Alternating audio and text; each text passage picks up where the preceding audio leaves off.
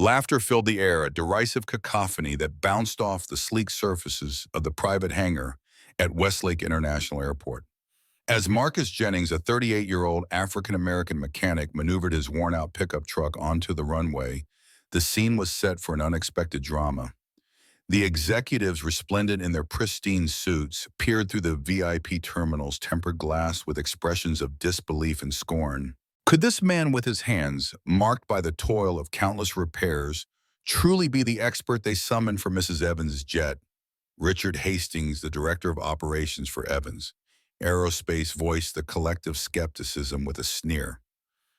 "I thought we requested the best technician in the area, not someone who looks like he just rolled out of a roadside repair shop." Marcus, absorbing the disdain with stoic dignity, had faced such prejudice before. What these onlookers didn't know was that those very hands had rescued more luxury aircraft than all the certified technicians at that airport put together. Over 15 years, he had earned national awards for his technical prowess, yet here his appearance overshadowed his remarkable resume. The runway supervisor, maintaining a calculated distance, announced, "Mrs. Evans' jet needs to take off in 2 hours. Our technicians couldn't diagnose the issue. If you don't fix it in time, we'll have to call in the Atlanta team." The Gulfstream G-50, a $65 million jewel, sparkled under the morning sun, its fate now resting in Marcus's capable yet underestimated hands. As Marcus approached the aircraft, he felt the weight of critical, doubtful gazes following him through the terminal windows. However, amidst these, one pair of eyes stood out, observant, calculating, and intrigued. "Let him work," a female voice sliced through the hangar's tense silence, commanding attention. Alexandra Evans, 43. The CEO of Evans Aerospace and the jet's owner, strode across the tarmac with purpose, her navy blue suit a flag of authority in the sea of doubt. As Marcus faced off with the impeccably suited Alexandra Evans, her brown hair styled to perfection, there was an intensity in the air, a silent battle of wills. "How much time do you need?" she inquired, her gaze locked on Marcus, piercing and unwavering. "It depends on the problem, ma'am," Marcus responded, his eyes holding hers with a steady confidence. "You have 1 hour," Alexandra stated, her voice as commanding as the tick of her luxurious wristwatch, an artifact that outvalued Marcus's entire year's earnings. "Impress me," she added, turning away as if her words were the decree of fate itself. As the executives retreated into the cool embrace of the terminal, Marcus approached the main access panel with a sense of urgency. The sight that greeted him was dire, a catastrophic failure in the pressurization system previously misdiagnosed as a mere electrical hiccup.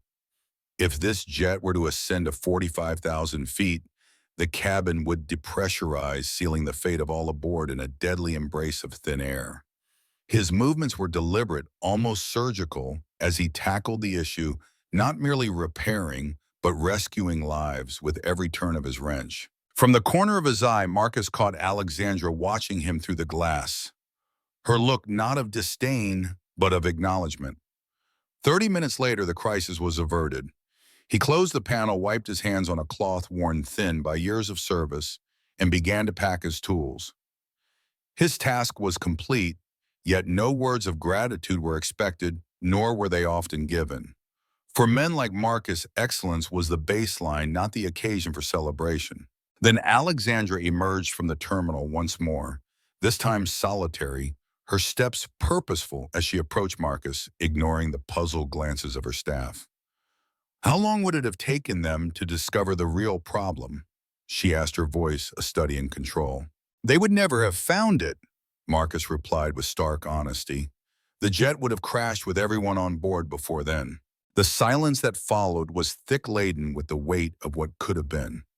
Alexandra's gaze bore into Marcus, her eyes dissecting him with a disconcerting intensity. "Come with me," she commanded, her voice slicing through the quiet, leaving everyone around them in a state of stunned surprise. The scene at the airport, a spectacle of unexpected heroism that left Richard Hastings wrestling with a growing unease. Little did anyone there imagine that this moment was not merely about a mended jet or lives snatched from the jaws of peril. No, this was the dawn of a tale that would challenge the entrenched biases of generations, unearthing truths that the aviation elite had shrouded in secrecy for years. Imagine the revelation: the man who had just saved that jet was the very genius behind the pressurization system that powered half of Evans Aerospace's fleet. The system for which Richard Hastings had reaped all the accolades and climbed the corporate ladder. But here's the twist that tugs at the heartstrings. What if a lifetime of discrimination could be transformed into a triumph without a single act of justice? Ponder this: what decision would Alexandra Evans make in the next few heartbeats that would not only alter Marcus's life, but send shockwaves through an entire industry? As Marcus and Alexandra stepped away from the jet, their departure left behind a palpable tension, a trail of speculation and hushed whispers. Richard Hastings, his face a study in worry, stood as if his body were a violin string wound so tight it threatened to snap. "My office now." Alexandra commanded, her voice slicing through the air, leading Marcus into a part of the terminal reserved for the elite few. Their journey was silent, save for the echo of their footsteps in the gleaming corridors. The office they entered was an elegant blend of luxury and purpose. Alexandra shut the door, gestured for Marcus to sit, and took her place behind the imposing desk. "Did you tell me your full name?" she inquired, her gaze dissecting every nuance of his presence. "Marcus Jennings." The name hung in the air, and a profound silence enveloped the room, pregnant with the weight of possibilities. As Alexandra's fingers danced across the screen of her tablet, a flicker of surprise crossed her face, her eyes widening ever so slightly. "Marcus Jennings, MJ," she whispered, the initials etched in her mind, a silent testament to the origins of their G7 pressurization system. Marcus sat there, his face a mask of composure, yet his grip on the armrest betrayed a flicker of tension. She knew him not just from the accolades: 3 patents, 4 innovation awards, a master's degree in aerospace engineering from the prestigious technical university, but from his unexpected career path. "And yet you choose to work as a mechanic." Alexandra's voice was laced with a mix of curiosity and disbelief. "Because," Marcus responded without missing a beat, "no one hires a black engineer from the suburbs to lead development teams, and mechanics have bills to pay, Ms. Evans." Alexandra, with a purposeful stride, opened a drawer and extracted a thick folder. The documents within were a chronicle of the G7 system's development, each page signed by Richard Hastings as the chief engineer. "Do you know how much profit that system has generated for my company over the last 5 years?" she asked, her fingers delicately turning the pages. "Approximately $428 million. Marcus answered, his voice steady, his knowledge precise. "It reduced fuel consumption by 23% and maintenance costs by 31%. Her gaze lifted, astonishment clear in her eyes at his exactitude.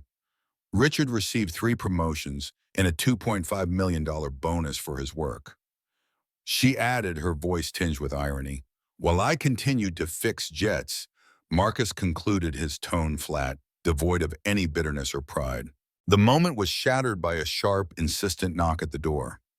Richard Hastings entered, his face a canvas of feigned concern and thinly veiled anxiety. "Alexandra, the board is waiting for you on the video conference. We need to discuss." His words faltered as he noticed Marcus. His expression hardened. "What is he still doing here? The service is complete, right?"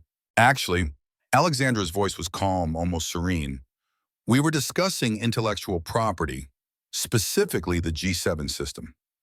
Hastings' face paled, the color draining, as if the gravity of the situation had suddenly become too much to bear. "I fail to see what a mechanic could contribute to this conversation." He managed, his voice a mix of incredulity and challenge. "Really?" Alexandra's eyebrow arched, her tone rich with implication. "Because I have here." As the door swung open, once again, a palpable tension filled the room. A middle-aged woman stepped in, her presence as commanding as the thick briefcase she carried, even more formidable than Alexandra's. Dr. Sophia Chun, the chief legal officer of Evans Aerospace, entered, and Marcus recognized her from news reports about the company.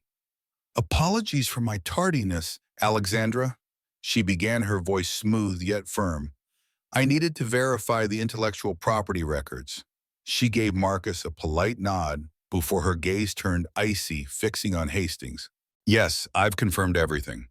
The digital signature on the original files is that of Mr. Jennings, not yours, Richard, she declared. Hastings, visibly shaken, stammered, there must be some mistake. He was under my supervision. Any contribution he made was minor. Minor. Alexandra cut in sharply, her fingers dancing across her tablet to open another file. Richard, I have emails here from you to HR recommending Mr. Jennings' dismissal for technical incompetence exactly 3 days after he submitted the complete G7 project to our system. Marcus watched this unfold with a surprising calmness. 5 years ago, when he was marched out of the building, treated like a criminal, and humiliated before his colleagues, he had vowed that one day the truth would surface. He hadn't anticipated this moment would come so abruptly or in such a dramatic fashion. Mr. Jennings, Alexandra turned to him, her voice softening. Dr. Chun has some documents for you to review. We are proposing retroactive recognition of your authorship, financial compensation for royalties owed, and a proposal. What kind of proposal? Marcus asked, his voice steady despite the whirlwind of emotions. The kind that makes history, Alexandra replied, her eyes alight with the promise of justice and vindication. Before heading to Hastings' office, Alexandra addressed Richard with a heavy heart. Richard, I'm afraid you are temporarily relieved of your duties. We must await the outcome of the internal investigation. Kindly surrender your badge to security. Hastings' face contorted into a mask of suppressed fury. You can't do this, he protested, his voice quivering with indignation. The board would never. We'll be informed within the hour, Alexandra interjected sharply. And if you wish to leave with any shred of dignity, I advise you to exit now before I summon security. As Hastings stormed out, slamming the door with a resounding crash, Alexandra turned to Marcus and Sophia, her eyes gleaming with a newfound resolve. Now let's truly begin, she declared, her voice both commanding and weary. In the following two hours, the atmosphere within Evans Aerospace shifted dramatically. Sophia delved into the labyrinth of legal documents, her fingers tracing the lines of fate. Marcus, observing Alexandra, felt a surge of realization. She wasn't merely rectifying a wrong. There was a deeper intent in her gaze, a silent acknowledgement of something monumental. What remained unknown to all was Alexandra Evans' closely guarded secret. Hidden within her briefcase were not only the documents concerning the G7 system, but also the results of a meticulous 2-year investigation into systemic discrimination and intellectual theft within her own company. Marcus Jennings was not the first victim, merely the most visible, the one who had left behind the most compelling evidence. Alexandra had bided her time, waiting for the perfect moment to unravel the corrupt tapestry from within. Meanwhile, at the airport parking lot, Richard Hastings, his empire teetering on the brink, dialed his allies on the board in a frantic bid to salvage his position. His mind raced with strategies, documents, and secret alliances that could potentially annihilate Marcus' career and bring Alexandra down with him. Yet unbeknownst to him, each move he made was under scrutiny, every whisper on the phone line recorded as the net tightened around him. The real battle was just beginning. Alexandra Evans' private meeting room was an oasis of calm, a stark contrast to the bustling airport above. Marcus sat his body stiff in the plush leather chair as Alexandra closed the doors, sealing them away from the outside world. The pressurization system you repaired, Alexandra started, her voice low and intense. It's a modified version of the G7, isn't it? Marcus's face remained an unreadable mask. Yes, ma'am, he confirmed. A system, she continued, pushing a folder toward him with deliberate slowness, supposedly designed by Richard Hastings, for which he received a hefty 7-figure bonus. Yet here's something intriguing: the original blueprints bear the initials MJ. The silence that followed was thick with unspoken accusations.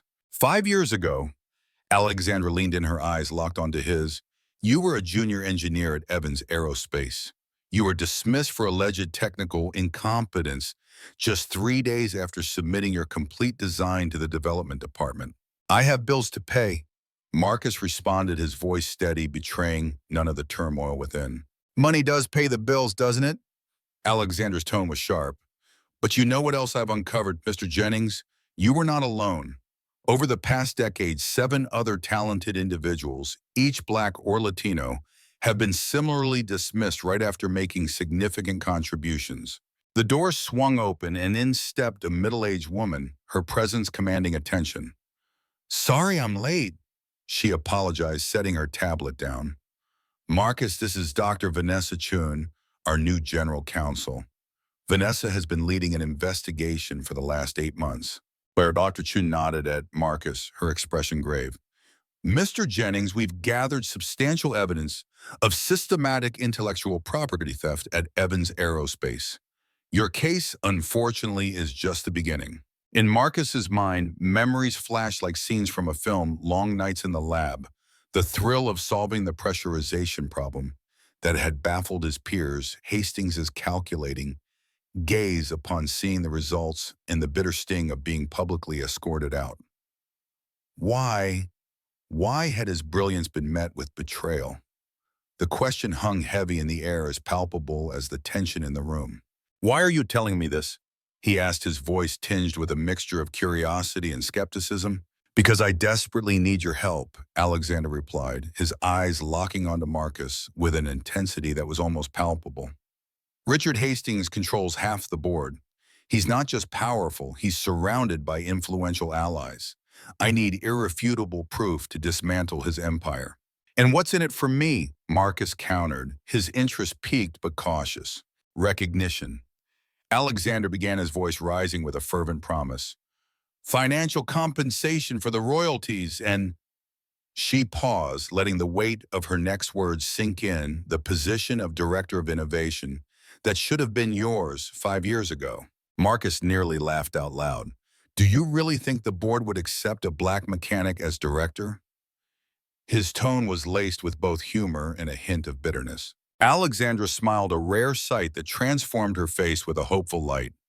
They won't have a choice when they see what's truly at stake, she declared with conviction. Mr. Chun slid a document across the table, his expression grave. This is a confidentiality agreement. Anything we discuss here.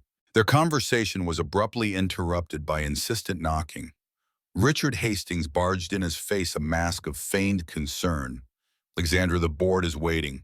And why is this contract employee still here? We were discussing the G7 system, Alexandra replied with a calm that belied the tension in the room. Hastings' face paled subtly. I don't understand what a mechanic would have to contribute to advanced engineering. He scoffed, his disdain thinly veiled. Fascinating, isn't it? Alexandra countered, presenting a diagram on her tablet. These are the original drawings initialed MJ. Marcus was just an assistant technician. Hastings forced a laugh, trying to regain control. Any minor contribution? Minor, Alexandra interrupted sharply. I have emails from you recommending Mr. Jennings' dismissal for technical incompetence 3 days after he submitted this design. Hastings quickly regained his composure, his voice steady but cold. Alexander, we have an important video conference. The board won't wait while you indulge in conspiracy theories. Richard Alexander stood up, his voice firm and authoritative. You are temporarily suspended pending the conclusion of the internal investigation. You can't do that, Hastings exclaimed, his composure slipping. The board will be informed in an hour. Alexandra cut him off, her voice unwavering. I suggest you maintain some dignity and leave now. As the door slammed shut behind Hastings, Alexandra turned to Marcus, her eyes alight with a fire that spoke of battles yet to come. In just 2 weeks, the general shareholders meeting looms on the horizon. We must secure irrefutable proof. By then, Marcus, his voice tinged with excitement, countered, I have something far greater than mere proof. Alexandra's eyes widened in anticipation. I possess the original G7 prototype, he revealed, complete with my development records dated and digitally signed. But there was more, much more.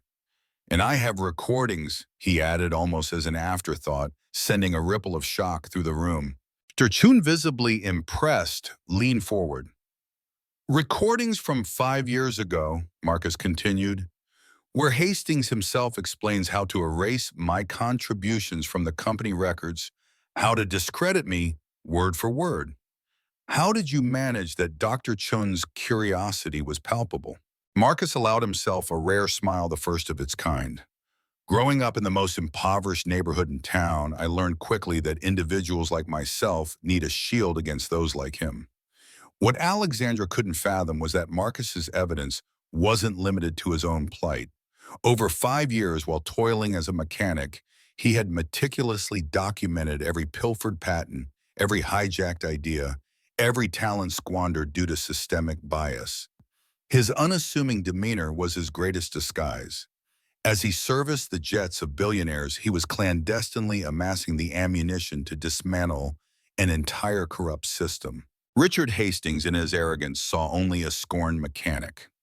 Little did he know he was up against not just an engineering prodigy, but a strategist who had masterfully turned 5 years of enforced obscurity into a formidable weapon against those who had underestimated him. 6 months later, the headquarters of Evans Aerospace was transformed beyond recognition.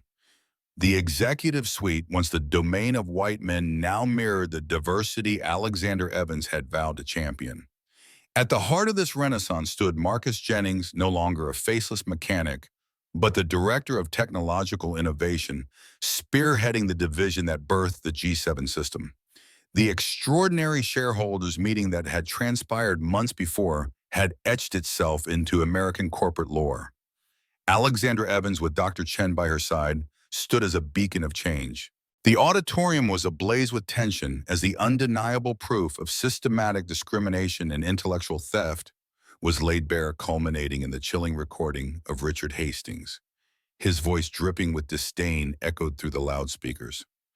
We need to erase this pretentious mechanic, take ownership of the system, wipe away any trace of her authorship.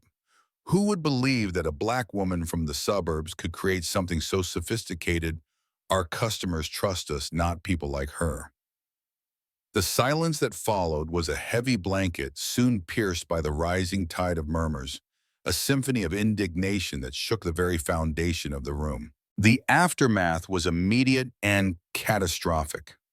The company's stock plummeted by 18% in a single day, but what unfolded next was beyond the wildest expectations of even the most cynical observers. I could have sued individually, Marcus shared in his inaugural interview with a renowned aviation technology magazine. But the issue was far grander than Richard Hastings. It was systemic.